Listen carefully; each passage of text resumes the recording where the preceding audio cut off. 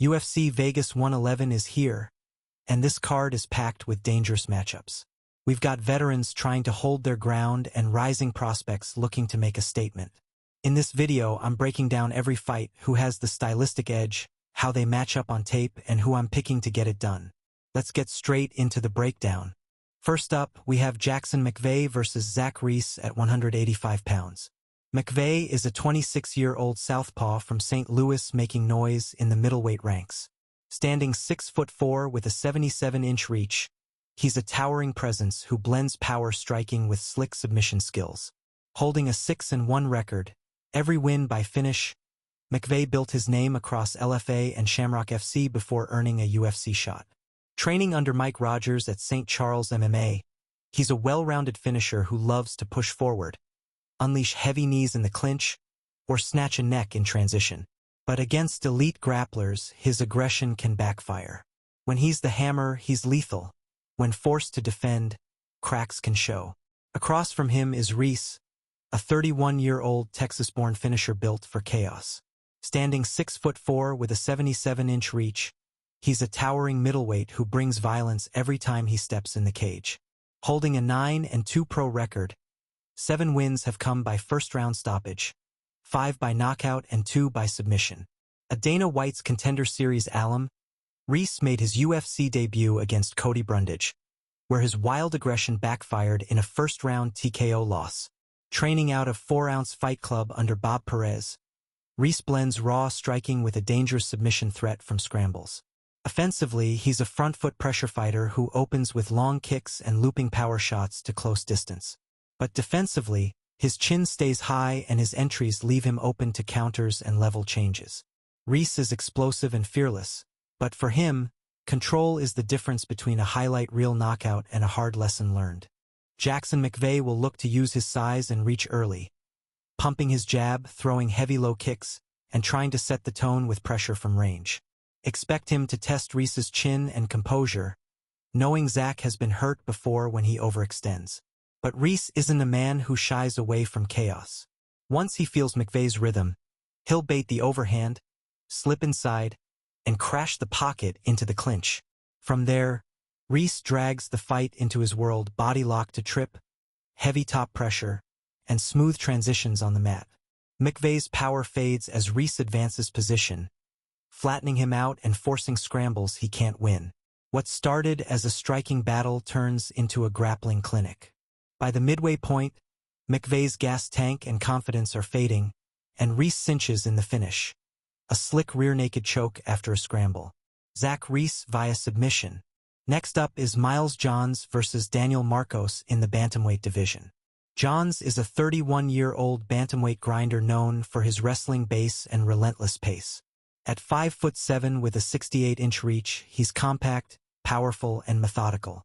A former LFA champion with a 15-4 record, Johns trains out of Marathon MMA, refining a style built on jab-to-level change pressure, cage control, and suffocating top work. He wins by breaking opponents over time, not blowing them out early. But his predictable entries and vulnerability to flying counters can flip momentum fast.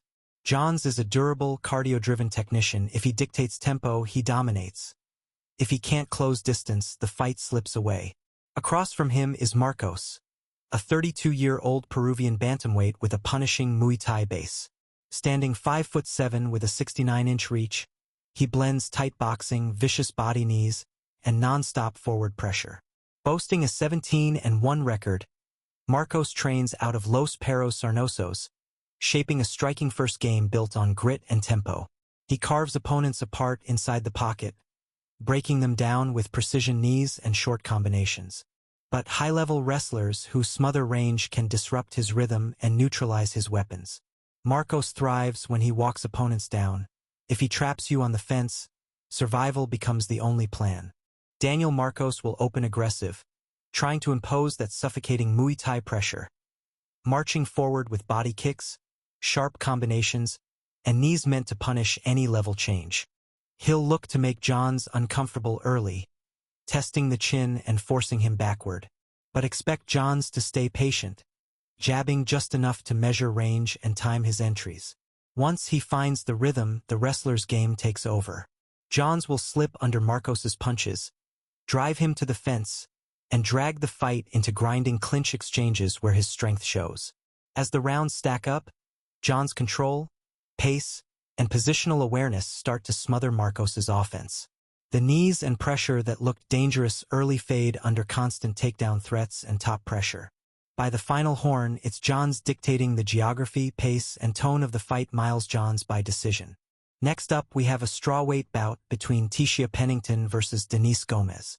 Pennington is a 36-year-old veteran who's weathered nearly every storm the strawweight division can throw. At just 5'1" with a 60.5-inch reach, she's one of the smallest in the division, yet one of the most active. With a 15-7 record built almost entirely in the UFC, Tisha's game is all about pace, precision, and grit. Training out of 4-pound Muay Thai in Colorado, she's refined a slick, high-volume striking style that overwhelms opponents with constant movement, sharp angles, and disciplined combinations. Her jab-to-leg kick rhythm and tight clinch work wear opponents down over time, rarely giving them room to breathe. She's not a finisher. She's a technician who breaks opponents mentally before she breaks them physically. But the trade-off is clear. Against longer, power-based strikers or elite grapplers, her lack of finishing power and size can be exposed. Tisha Pennington isn't built for chaos. She's built to outlast it. Across form, her is Gomes, a 25-year-old Brazilian powerhouse redefining what aggression looks like at strawweight. Standing 5'2" with a 63-inch reach, she's compact but explosive, every strike thrown with bad intentions. With an 11-3 record and 7 wins by knockout or TKO, Gomes brings rare finishing power to a division built on decisions. Training under Piranha Veil Tudo, she's honed a pressure-heavy, boxing-first style that thrives in the pocket, tight hooks, short overhands, and relentless forward motion. Once she closes distance, she doesn't stop until the ref pulls her off. Her Contender Series debut showed that same ferocity. Constant pressure, violent intent, no fear of exchanges. But her aggression can work against her. Technical movers and elite grapplers have found ways to nullify her power. Still, if Denise Gomes gets inside and finds rhythm, she turns strawweight into a storm, and someone's walking out on wobbly legs. Pennington will come out light on her feet, snapping jabs, circling, and trying to keep the fight at kicking range where her speed can shine. Expect her to pepper Gomes with combinations, pivot off the cage, and frustrate her with volume early. But Denise Gomes thrives in chaos. She'll pressure forward through the footwork, chopping at the legs, forcing exchanges, and dragging Pennington into the pocket where speed matters less and power matters more. As the fight settles, Gomes' physicality and pace start to tell. She lands the heavier shots, mixing short hooks and body work that slow Pennington's movement. Pennington will have moments of clean striking and lateral escapes, but over time the control and aggression of Gomes take over. By the third round, she's walking Pennington down, landing the more impactful blows and owning the octagon space. When the scorecards are red, it's Denise Gomes by decision. We now have a heavyweight clash between two UFC debutantes, Josh Hokit and Max Gimenis. Hokit is a 27-year-old heavyweight prospect built from the ground up on elite wrestling grit. Standing 6'1" with a 73-inch reach, he brings a rare mix of power and control to the division. A perfect 6-0 as a pro, split evenly between knockouts and submissions. Hokit turned heads on Dana White's Contender Series with a brutal elbow TKO that earned his UFC contract. Training out of Jackson Wink MMA, he blends his collegiate wrestling base with a tightening striking game, using level changes, top control, and vicious ground and pound to break opponents. His pressure is relentless. Once he closes distance, few escape the clinch. But range strikers with sharp jabs and takedown defense can test his timing and patience over longer fights. Josh Hokit is a finisher with fight-ending instincts and a relentless engine. If he gets inside, he dominates. But against higher-level competition, his ability to adapt will define how high he climbs. Across from him is Gimenis, a 32-year-old Brazilian heavyweight making waves with a world-class grappling pedigree. Standing around 6'1" and weighing 259 pounds, he owns a 6-1 pro record with nearly all his wins coming by finish. A black belt under Julio Cesar Pereira and a product of Ground Control Academy. Gimenis brings elite Brazilian jiu-jitsu to the cage, pressure passing, crushing top control, and slick submissions that end fights fast. When he gets the takedown, he's a nightmare. Calm, methodical, and ruthless once in mount or back control. But his stand-up is still evolving, and early exchanges can be dangerous if he can't close distance. Strikers who defend the shot and keep him at range can test his patience and cardio. Still, Gimenis' grappling is the great equalizer. If he gets a grip, he dictates everything. Max Gimenis is calculated, composed, and submission-savvy. Hokit will come out pressing the action, throwing heavy overhands to close distance and crashing into the clinch. He'll test Gimenis early, chaining his wrestling entries together until he finds that first clean takedown. Once it hits the mat, Hokit's top pressure and short, violent elbows start to take over. Gimenis will hunt for submissions off his back, looking to trap an arm or create a scramble, but Hokit's balance and base are built for control. Each failed attempt leaves Gimenis eating more damage, each escape met with another slam back to the mat. By round 2, the pace and power start to snowball. Hokit passes guard, postures up, and unleashes a storm of elbows and hammer fists that leave Gimenis shelled against the canvas. Referee steps in before he can recover. The wrestling, the pressure, the ground and pound. It all comes together in one violent sequence. Josh Hokit by second round TKO, breaking through with relentless top control and finishing instincts. Next up we have Mayra Bueno Silva versus Jacqueline Cavalcanti at 135 pounds. Bueno Silva is a 34-year-old submission specialist shaking up the bantamweight division.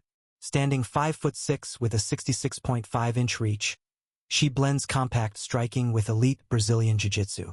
Her pro record sits at 10-5-1, with 7 wins by submission. Training out of American Top Team in Sao Paulo under Pablo Secupra and Flavio Alvaro, she's built a grappling-first game anchored in pressure, clinch control, and scrambles. What sets her apart? Her finishing instinct. One moment she's landing kicks or knees, the next she's forcing a scramble or locking a submission. Opponents who can control wrestling or maintain distance disrupt her rhythm. Bueno Silva thrives when she dictates the pace, hunts limbs, and turns the ground into a danger zone. But if she can't close the distance or secure a submission early, she becomes vulnerable to sustained control and technical striking. Mayra Bueno Silva is opportunistic, relentless, and dangerous. She turns every ground exchange into a fight-ending threat.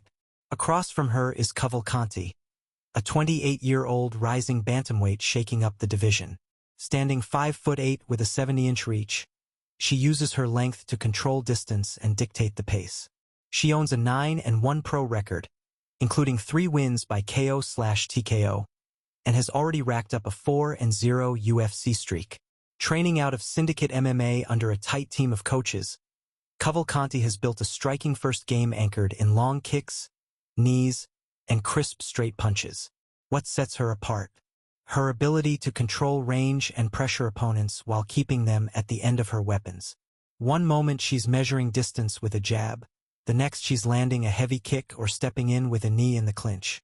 Opponents who can close the distance and cut off her movement pose the biggest threat. Cavalcanti thrives when she keeps fights upright and controls space. Bueno Silva will press forward from the opening bell, trying to crash the pocket behind heavy overhands and clinch entries. She'll look to drag Cavalcanti into her kind of fight, a chaotic brawl where she can grab the neck or roll for a limb. But Cavalcanti's poise and range control will tell the story. Expect her to stay patient, work behind a long jab and stabbing teeps, and keep Silva's forward rushes stuck at the end of her kicks. As Silva swings and crashes, Cavalcanti will angle off, touching her with crisp counters and punishing low kicks every time Silva resets. The grappling scrambles that Silva needs never fully materialize, as Cavalcanti's footwork and underhooks keep her upright and in command. By the third round, Silva's pressure slows, and Cavalcanti's precision takes over, landing clean combinations, managing distance, and dictating pace. When it's over, the control, the composure, and the volume all add up. Jacqueline Cavalcanti by decision. Next up on the card, we have Ricky Simón versus Raoni Barcelos at 135 pounds. Simone is a 33-year-old bantamweight, standing 5'6" with a 69-inch reach. A black belt in Brazilian Jiu-Jitsu under Fabiano Scherner, Simone has built a 22-6 record, including 10 UFC wins, on sheer wrestling pressure and grit. Training out of ATT Portland, he pushes a relentless pace, chaining level changes, double legs, and top control strikes until his opponents break. His inside boxing carries real pop too, the short right hand that iced Javid Basharat, showing his compact power. When he's on, Simone smothers you, transitions to mount, hunts the arm triangle, and drowns you in control time. But his biggest test comes against rangy strikers who deny the clinch. Fights with Font and Yadong showed he can be picked apart at range if he can't close distance. Simone is a tenacious, high-pressure wrestler boxer built to break opponents. But when the takedowns stall, he's forced to prove he can win without them. Across from him, Barcelos is a 38-year-old standing 5'7" with a 67-inch reach. A former 5-time national wrestling champion and BJJ black belt under his father, Laert Barcelos. Holding a 20-5 record with 9 UFC wins, Barcelos blends high-level grappling with crisp Muay Thai boxing. Training out of RFT Brazil, he's known for his explosive bursts, darting combinations, sharp low kicks, and slick level changes that lead to dominant top control. When he's in rhythm, Barcelos overwhelms opponents with volume and timing, mixing knees, hooks, and takedown threats seamlessly. But he's slowed in later rounds, and when opponents maintain range or draw him into firefights, his defense can falter. Losses to top-tier names like Umar Nurmagomedov and Kyler Phillips prove his strength of schedule. He's fought killers. Barcelos is a dangerous technician with elite fundamentals. If he finds his flow early, he can overwhelm anyone. But if dragged deep, his explosiveness fades fast. Simone will storm forward from the opening bell, looking to turn this into a wrestling grind. Level changing under Barcelos' jab, chaining doubles, and pressing him to the fence to smother any space for clean strikes. Expect Barcelos to stay patient early, using crisp footwork and timing to punish entries with short hooks and check knees. Each time Simone shoots, Barcelos fires a sharp counter, resets, and circles off the cage. As the fight settles, Barcelos starts finding rhythm, popping the jab, mixing low kicks, and defending takedowns with underhooks and quick hip reactions. Simone will have moments of control, but Barcelos' composure and sharper striking start to show. By round 3, it's Barcelos dictating pace, stuffing shots, landing clean combinations, and finishing exchanges with authority. When the horn sounds, it's clear who owned the striking and range management. Raoni Barcelos by decision. Moving on up the card, we have Jamil Emmers versus Haider Amil in the featherweight division. Emmers is a 36-year-old featherweight with a lethal mix of striking and wrestling. Standing 5'10" with a 74-inch reach, he controls distance and sets up crisp, dangerous combinations. Emmers owns a 21-8 pro record, with 9 of his wins by KO/TKO, showcasing his finishing instinct. Training out of Pinnacle MMA under a skilled coaching staff, he blends a smart jab-straight right combo with level changes into takedowns, making him unpredictable. His favorite sequences often start with measured strikes, then shift into flurries or clinch control. But even the smartest fighter has weaknesses. Emmers can struggle under relentless pressure or against submission specialists, and his adaptability against elite opponents is tested when plans falter. Emmers thrives early with range and precision, but if he's forced into deep rounds or constant danger on the ground, the fight swings. Jamil Emmers is sharp, explosive, and versatile. A fighter who can finish fast, but must impose his game before the window closes. Across from him stands Amil, is a 35-year-old featherweight, standing 5'9" with a 70-inch reach. He's not the tallest, but he makes up for it with relentless pace and precision. He owns an 11-1 pro record, with 6 wins by KO/TKO, showcasing his explosive finishing instinct. Training out of El Niño Training Center under a skilled team, Amil blends pressure striking with wrestling fundamentals, mixing flurries, body kicks, and level changes into takedowns. What sets him apart? His ability to overwhelm opponents early, forcing them to react before the fight even settles. But even a high-pressure fighter has counters. If an opponent withstands the opening storm or drags him into deep rounds, his early bursts lose impact. Amil is fast, aggressive, and dangerous in the opening exchanges. A fighter who can end the night quickly but must stay precise and adaptable. Amil will storm forward from the opening bell, firing looping hooks and heavy kicks, trying to collapse Emmers' range before he can find rhythm.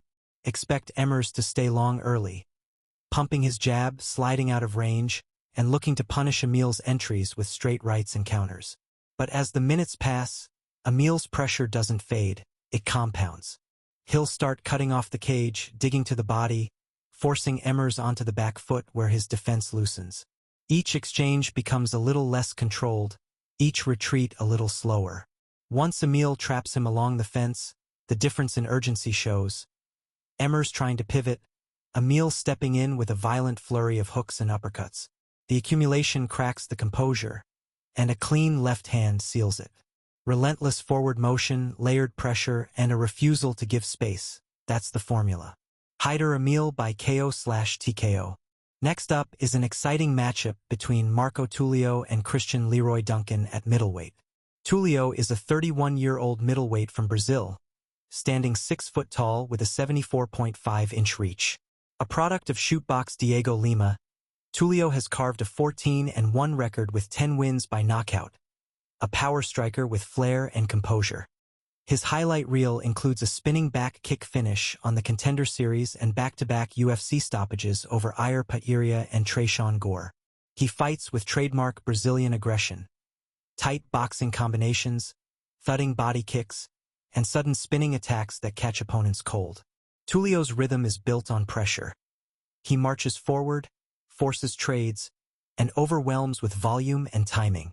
Yet, his momentum-driven style leaves openings. When opponents control range or chain takedowns, his defense can unravel. Still, when Tulio sets his feet, few can stand in front of him for long. He's violent, creative, and confident. A born finisher whose rise now depends on proving that power holds up against elite precision and pressure. Across from him is Duncan, a 30-year-old middleweight, standing 6'2" with a long 79-inch reach. A former Cage Warriors champion, he's one of the UK's most dynamic strikers, holding a 12-2 record with 10 finishes. Training under Mark Weir at Range Martial Arts Academy, Duncan blends switch stance movement with spinning elbows, flying knees, and sharp, creative angles that few in the division can replicate. He's not a brawler. He's an artist in motion, using rhythm, range, and deception to set traps before detonating a fight-ending shot. His knockout over Eric Anders showed his evolution. Measured, patient, then sudden violence.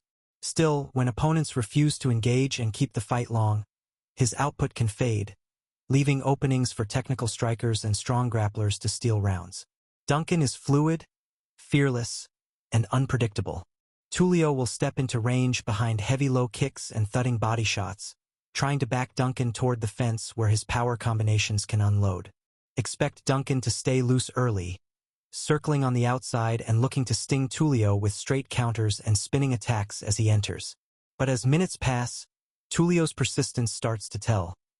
The body work slows Duncan's feet, and the pressure begins to suffocate his creativity.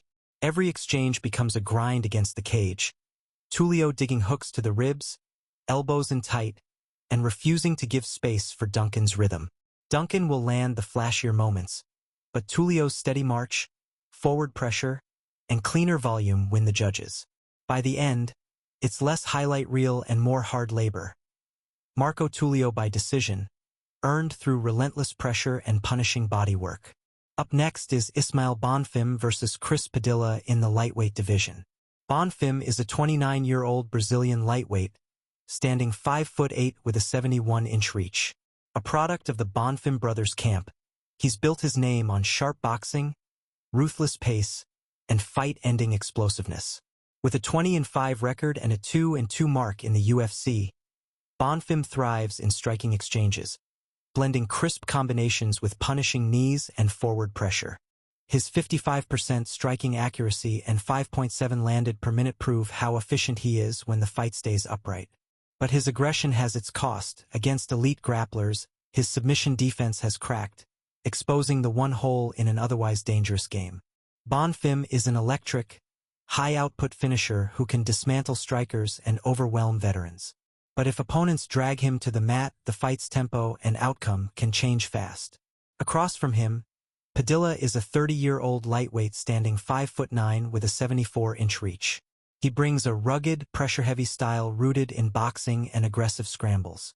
With a 16-6 record, Padilla has finished 13 of his wins, 8 by knockout and 5 by submission, proving he's dangerous everywhere the fight goes. His tape shows a gritty fighter who likes to crowd opponents, rip the body, and mix in level changes to break rhythm. Padilla's jab-to-right-hand combo is his bread and butter, and when he smells blood, he pushes pace relentlessly. But that aggression can betray him. He often overextends on entries and leaves his head on the center line, making him hittable in exchanges. Against patient strikers or sharp counterpunchers, he's been punished for predictable pressure. Chris Padilla is all grit and chaos. If he drags you into his kind of fight, he can drown you. But if composure and defense win the night, he'll have to fight smarter than ever. Padilla will come out fast, pressing forward with that gritty, in-your-face style, ripping combinations, hunting the body, and trying to force Bonfim onto the back foot. Expect him to throw volume early, mixing in takedown attempts to break Bonfim's rhythm and test his composure. But Bonfim is the cleaner, sharper technician. He'll stay calm under fire, using footwork and angles to pick Padilla apart with quick counters, straight shots, and punishing knees when Padilla crashes in. As the fight settles, Bonfim's timing and accuracy start to separate him from the chaos. The Brazilian's defensive awareness and conditioning allow him to dictate pace, while Padilla's pressure begins to fade under precision striking. Padilla will make it gritty, he'll have moments, but Bonfim's composure and superior fundamentals tell the story down the stretch. When the final horn sounds, the sharper man gets the nod, Ismail Bonfim by decision. Next, we have Muslim Salikhov versus Uros Medic at 170 pounds. Salikhov is a 41-year-old veteran striker from Dagestan, standing 5'11" with a 70-inch reach. A 5-time world Sanda champion, Salikhov brings a lifetime of elite wushu kickboxing into the octagon, and it shows. With a 22-5 pro record and 9 wins inside the UFC, he's carved a reputation as one of the most dangerous spinning kick artists in MMA history. Training out of Berkut and Dagestan's famed camps, his style is pure precision and patience. Bait, measure, and detonate. He'll probe with feints, lure his opponent into range, then unleash a blinding will kick or counter right hand that ends it instantly. When given space, he's a sniper. When crowded, his offense can stall, and pressure boxers have cracked his rhythm before. Salikhov is a master of timing and deception. If he dictates range, you're a highlight waiting to happen. But if he's forced backwards, even kings can fall. Across from him, Medic is a 32-year-old southpaw finisher from Serbia, standing 6'1" with a 71-inch reach. A king's MMA product under Rafael Cordero, Medic has built a striking-heavy arsenal defined by clean boxing fundamentals, explosive left hands, and sharp timing on the counter. With an 11-3 record and all but one win coming by finish, he's proven that when he touches you clean, the fight changes instantly. His KO of Gilbert Urbina in just over a minute and spinning back fist finish over Matthew Semmelsberger showcased the precision and danger in his left side. He fights with forward aggression and confidence, often walking opponents down behind feints before detonating that left. But his high-risk style comes with trade-offs. Heavy pressure wrestlers and measured strikers who survive the early storm can force him into scrambles or fatigue him over time. Salikhov will open this fight with patience, stalking behind feints and probing side kicks to the body and knee to manage distance. He'll look to frustrate Medic early, forcing the southpaw to reach and expose himself. Medic will try to pressure, cutting the cage to bring that left hand into range, but every entry risks a trap. Salikhov's timing and experience at range allow him to read the rhythm, slipping just offline before unleashing spinning counters and check hooks. As Medic starts to force exchanges, Salikhov begins to find his rhythm, stabbing the body, chopping the legs, then disguising his signature spin. One misjudged step forward from Medic, and Salikhov detonates a spinning will kick that lands clean. The follow-up flurry seals it. Against a younger, faster man, it's the veteran's composure, craft, and deception that decide the night. Muslim King of Kung Fu Salikhov by KO/TKO. Moving on now to the co-main event bout between Matt Schnell and Joseph Morales in the flyweight division. Schnell is a 35-year-old flyweight, standing 5'8" with a 70-inch reach. He's a grappling specialist with 17 pro wins, 9 losses, and a UFC tenure that's seen him face top-tier opponents. Many of his victories come by submission. Triangle chokes and armbars are his bread and butter, and he thrives when he can dictate the fight on the ground. Training out of Fortis MMA, Schnell blends aggressive takedowns with scrambles and submission hunting, forcing opponents into high-pressure grappling exchanges.